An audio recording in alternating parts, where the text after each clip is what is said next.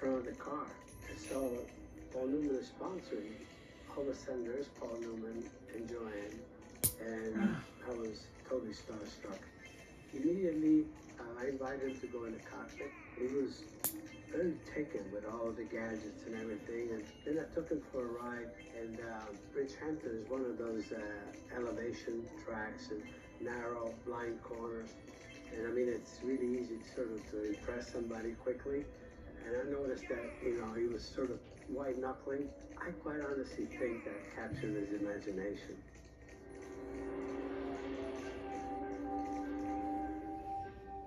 In 1968, I was cast with Paul.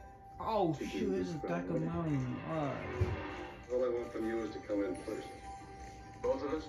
They wanted to have us be able to drive on the tracks with cameras mounted on the cars, so it looked like we were really involved. In order to do that, we both had to be race drivers. We had to learn how to drive automobiles. So we were sent to the Bob Bondurant School of Driving. I'm Bob Bondurant here at the Cirrus Party International Raceway and the Bondurant School. Well, the studio called me and said, we're going to make this really good movie, racing movie. So Paul and Robert came down to the school. I said, Paul, how come you wanted to do this movie? He said, I have two other movies I can make a lot more money on, but I always wanted to see if I could drive a race car. When he heard about the Bondurant School, he was eager to jump into it. Yeah, one of the greatest rewards about having my own driving school is being able to teach other people how to learn to drive better. I think it was always inside him somewhere, When he got involved in something, he really turned it over. He really investigated it. He looked at every aspect of it. And every aspect, I think, that he looked at in the world of racing was something that attracted him. I took Paul with me to teach how to do an oval, taught him the line, and they went a little quicker and quicker and quicker. And he learned really well. He listened really well. He stayed out particularly late. He kept going. I'd get out of the car and be happy to get out of the car. But Paul, he really loved it. Got the look of eagles in his eyes. I could see it. I could see him starting.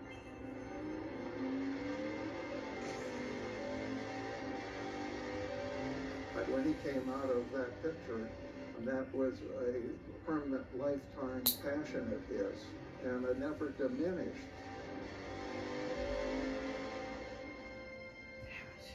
Can't do that. Winning was just completed when we did Butch Cassidy. Yes, I don't mean to be a sore loser, but Lance down if I'm dead. Kill him. Love to. I first met him in a way that probably made indelible our friendship, or at least my devotion to him, because they were casting the film Butch Cassidy and the Sundance Kid. He was already cast. He was a well-known name.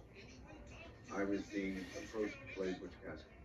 The original title of the film was The Sundance Kid and Butch Cassidy, because Paul was going to play Sundance. The studio said no, I wasn't enough of a name. But it seemed to center on the fact of Paul's approval. I'd never met him. So we went to meet him. And after that meeting, Paul just said, I'll go with it. I'll go with Redford. Well, that ought to do it. In the course of making the film, we discovered that we had a lot in common, and we developed a friendship that was not unlike the two characters in the film. I'll jump first. No. Then you jump first. No, I said. What's the matter with you? I can't swim!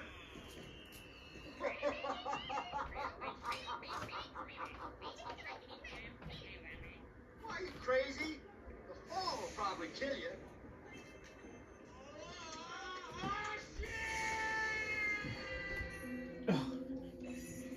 He would drive souped-up cars, Volkswagen, all jacked up, but there were no racing cars involved. I had racing cars because I'd been a lover of racing since I was about 15.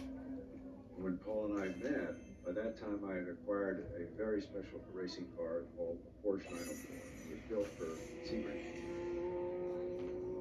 So that was the car I had when we made the chassis. I knew of his love of cars and so forth, so I said, "You want to drive it?" He took it to hand right away. And it was pretty clear that he had a natural ability with the car. When we saw each other again, he was racing. He'd gone to the school, graduated. Started the whole thing, Bondurant, whether you know it or not. I mean, I remember with some trepidation the first time I went from a 2-liter Datsun sedan into a Formula E. Yeah. And it was right out of the box, and no one had checked the camber or anything, and the car just lurched from one side of the corner to the other, and it was twitching. I thought, boy, this is